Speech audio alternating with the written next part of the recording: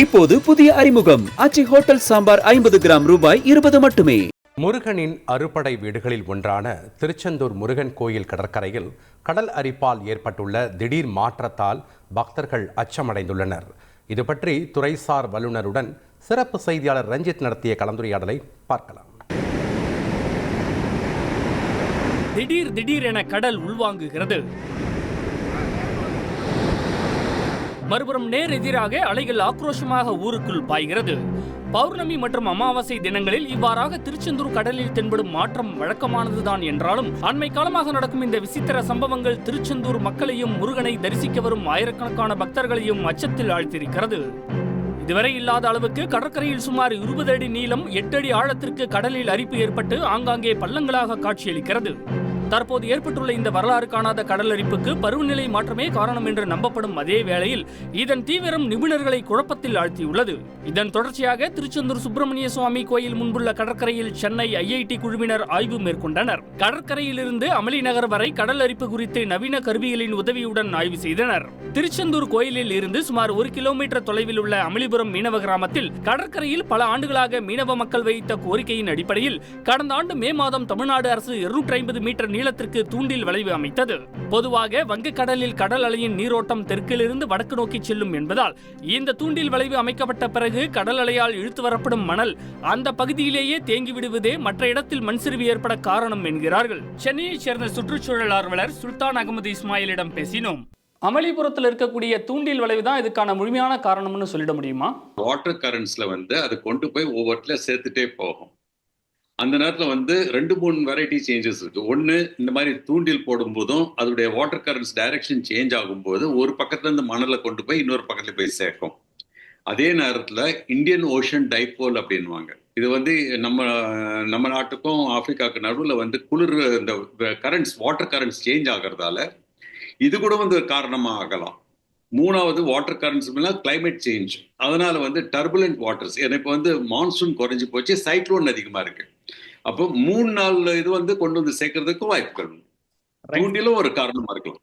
புதுச்சேரியிலோ இல்ல காசிமேட்லயோ இருக்கிற மாதிரி பாறை கற்களை கொட்டுவது இதுக்கான ஒரு தீர்வா இருக்குமா? நான் பாண்டிச்சேரியில் தான் பிறந்து வளர்ந்தவன். அந்த பீச் கிட்டத்தட்ட ஒரு 20-25 அடிக்கு மணல் இருந்தது ஒரு காலத்துல. நாங்க விளையாடி இருக்கோம். ஆனா இந்த மாதிரி அந்த ஹார்பர் கட்டும்போது, இதே மாதிரி ஒரு தூண்டில் ஒரு ஹார்பர் கட்டும்போது அந்த வாட்டர் கரண்ட்ஸ் சேஞ்ச் ஆனதுனால அந்த மணல் அப்படியே அடிச்சுக்கிட்டு போயிடுது, சுத்தமாவே போயிடுது. மேற்கொண்டு தடுக்கிறதுக்காக தான் இந்த மாதிரி பாறை கற்கள் போடுவாங்க. ஆனா அது நல்லபடியா பிளான் பண்ணி என்னதான் காரணம்னு கண்டுபிடிச்சு இப்போ நிறைய இன்ஜினியரிங் டிவைசஸ் டெவலப் ஆயிருக்கு. அதை வச்சு காரணம் கண்டுபிடிச்சாங்கன்னா திரும்பிய மணலை கொண்டு வரதுக்கும் வாய்ப்பு உண்டு. இப்ப இருக்கக்கூடிய இந்த நிலை இப்படியே தொடர்ந்ததுன்னா பக்தர்கள் கடல்ல புனித நீராட முடியாம போகுமா? பக்தர்கள் சேஃபா போய் பண்றதுக்காக தான் அந்த கோஸ்டல் ஷோர் லைன் ரொம்ப முக்கியம். ஆழம் அதிகமாகி போச்சுன்னா அவங்க எதை நம்பி இறங்குவாங்க? அப்ப அது கான்ஸ்டன்டா போயிட்டு இருந்துச்சுன்னா அந்த மாதிரி பிரச்சனைகள் வர்றதுக்கு வாய்ப்புகள் உண்டு. கடல் அரிப்பால் தண்ணீரில் மூழ்கி இருந்த பல வரலாற்று பொக்கிஷங்கள் கரைக்கு அடித்து வரப்பட்டு பக்தர்களுக்கு காட்சி தருவது மெய்சிலிருக்க வைக்கிறது. கடந்த வாரம் 200 ஆண்டுகள் பழமை வாய்ந்த முனிவர் சிலை ஒன்று கிடைத்துள்ளது. இதேபோல் நாகர் சிலையும் கண்டெடுக்கப்பட்டுள்ளது. வானியல் மற்றும் ஜோதிட நிபுணர் எழுத்தாளர் முனைவர் ஜெயஸ்ரீ சாரநாதனின் கருத்து இது. 15 ஆண்டுகளுக்கு பிறகு அடுத்த வருஷம் கும்பாபிஷேகம் நடக்க போகுது. இந்த நேரத்துல இப்படி தொடர்ந்து நடக்கக்கூடிய சம்பவங்கள் எதை குறிக்குது? இந்த இடம் ஒரிஜினலி ஒரு குகையாக இருந்தது. அதாவது சூரபத்மனை வெற்றி பெற்ற பிறகு முருகன் இந்த இடத்தில் இருந்த மலை குகையில் தங்கி இருந்தார் முனிவர்கள் சூழ. அந்த குகையில அன்றைக்கு கடல் வழியாகத்தான் போய் தெய்வத்தை கும்பிட முடிந்தது. அது ஒரு சில நூற்றாண்டுகளுக்கு முன்னால அது மாதிரி போக முடியல எல்லாராலையும், நில வழியாக போக வேண்டுமே என்று இவர்கள் இதையெல்லாம் உடைத்து விட்டார்கள். அது தெய்வம் காட்டுகிறது. கைகள் உடைந்த முனிவர் சிலை, நாக விக்கிரகங்கள் கடல்ல இருந்து கரைக்கு வந்திருக்கு. இதெல்லாம் எதை உணர்த்துது?